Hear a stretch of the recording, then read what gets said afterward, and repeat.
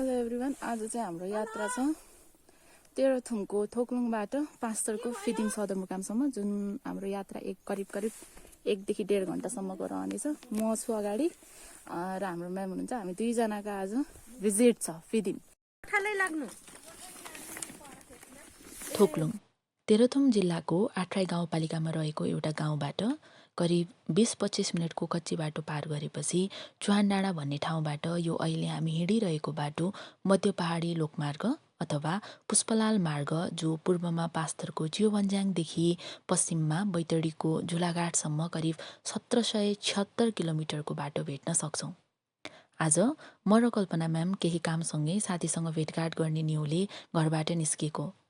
बाटो घुमौरो भए पनि यहाँ प्राय आट्राईको सग्राती बजारसम्मका गाडीहरू मात्रै धेरै हिँड्ने गरेको पाइन्छ।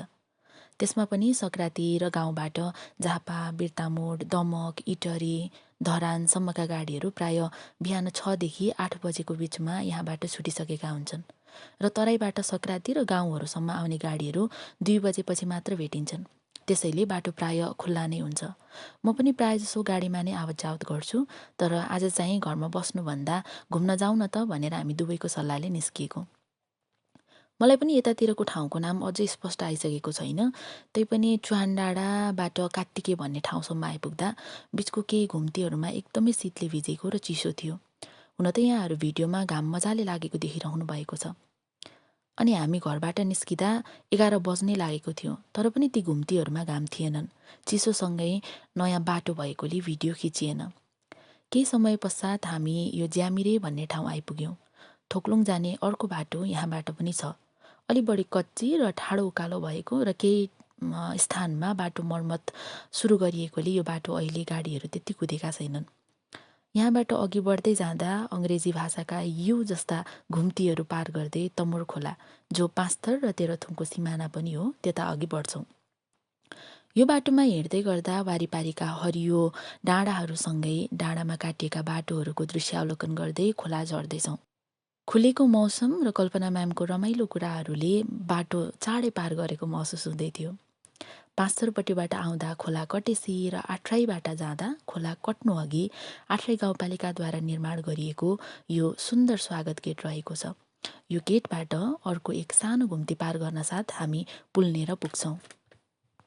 हामी अहिले आइपुगेको छौँ तमोर खोला। बाइक चाहिँ यो हाम्रो तेह्रथुमपट्टि नै राखिएको छ। कपाल पनि यस्तो भएछ। अब त्यो पुलमा हामी खिच्नेवाला छौँ फोटोहरू 1-2वटा, अनि त्यहाँबाट फेरि यो माथिको डाँडाबाट हामी फिदिङतिर लाग्छौँ, होइन म्याम? यहाँनिर बोर्ड रहेको छ, आट्राई गाउँपालिका यहाँहरूलाई स्वागत गर्दछ भनेर। अघि मैले माथि गेट देखाइहालेँ। यो हाम्रो तमोर खोलाको ब्रिज भयो। अब हामी 1-2वटा फोटो खिच्छौँ। त्यहाँबाट यही ब्रिजबाट पारिपट्टि पाँचथरपट्टि लाग्छौँ। कस्तो लागिरहेको छ यात्रा? खोलाको साउन्ड दामी आइरहेछ।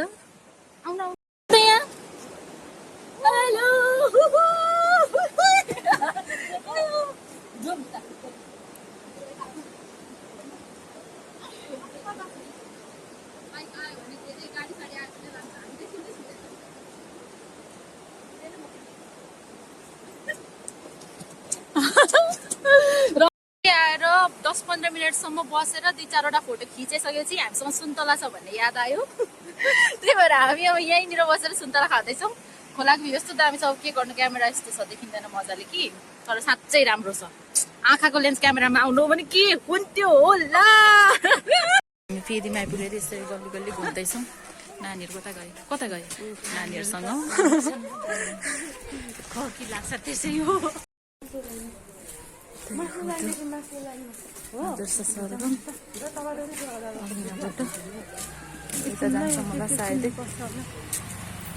हामी चाहिँ अहिले यो फिदिम नगरपालिकाको बरडाँडा चोक भन्ने ठाउँमा छौँ।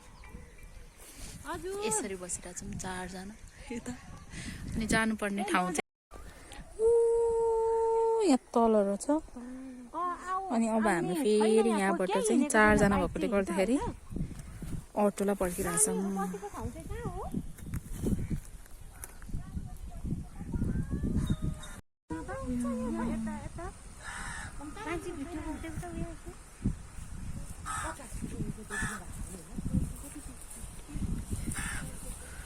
टोटला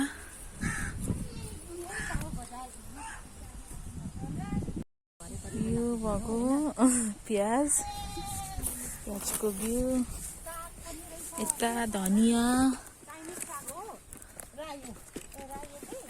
यहाँनिर छ कोपीको बिउ।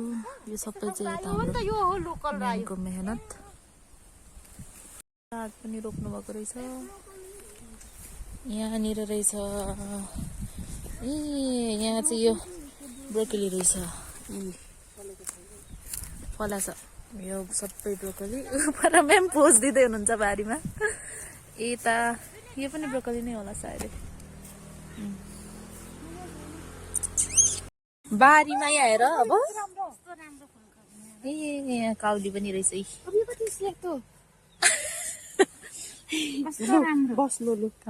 दामी छ।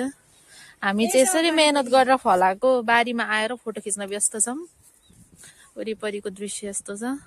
यो पारीको गाउँ चाहिँ के अरे म्याम? कल्पना म्याम, यो पारीको गाउँ के अरे?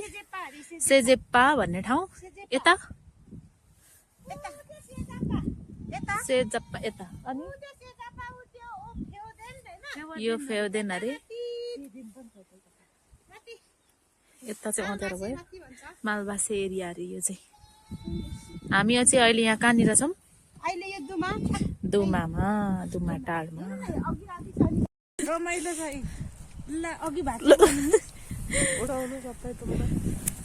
सब्जीसँग फोटोग्राफी चल्दैछ। साथीको फोटोसुट चल्दैछ विथ कोपी एन्ड ब्रोकोली। फुलकोपी र ब्रोकोलीसँग यसरी फोटो खिचिदिनेमा हुनुहुन्छ। उमारेर खाएको यो चाहिँ यता छ पढाले, जति भनौँ त्यति। यता त फलेको छैन। टन्नै रहेछ, यसरी आउँदैछ। कति खाने च्याउ? लगेर आएको यसरी छ। उता हेर्नु न, उता चाहिँ राम्रो छ। यता यहाँ राम्रो छ। यता यहाँ ए लु, कति खाने च्याउ? यहाँ सम्पर्क गर्नु होला। च्याउ खाने मान्छेले यहाँ सम्पर्क गर्नु होला। ताजा ताजा भर्खरै टिपेर हामी दिन तयार छौँ। यसरी टिप्नु पनि भएको रहेछ होइन? अघि सबै टिपेर लगेको नि। यस्तो हो नि यहाँ उता ठुलो भिडियो जोगेलु। अब भोलि पर्सि के अरे खाउँ ल।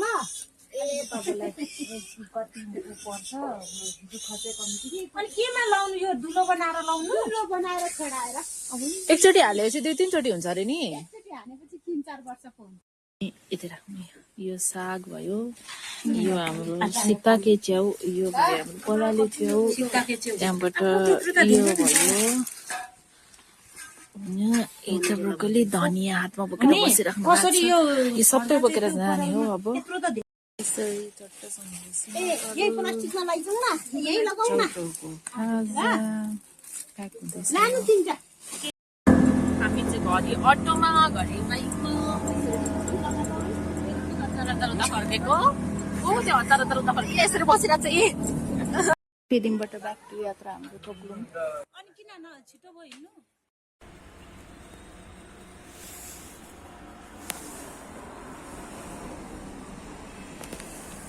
यसरी नै रमाइलोसँग दिन कटाएर कल्पना म्यामको साथीकोबाट ताजा ताजा सागसब्जीहरू बोकेर हामी दुवैजना करिब 4 बजेतिर फिदिमबाट हिँड्यौँ। यो पाँचतरपट्टिकै बाटोहरूबाट तल तमोर खोलासँगै पारिपट्टि तेह्रथुम जाने बाटो र अघि मैले देखाएको गेटहरूको दृश्य राम्रो देखिरहेको थियो। खोला आइपुग्दासम्म घामलाई अस्ताउन हतार थियो र हामीलाई घर पुग्न। चिसो र अँध्यारो दुवैको त्राससहित हामी घरतिर भिडियो वास्ता नगरी फर्क्यौँ। घर आइपुग्दा 5:30 भइसकेको थियो। हवस् त, आजलाई यति नै। फेरि भेटौँला अर्को भिडियोमा।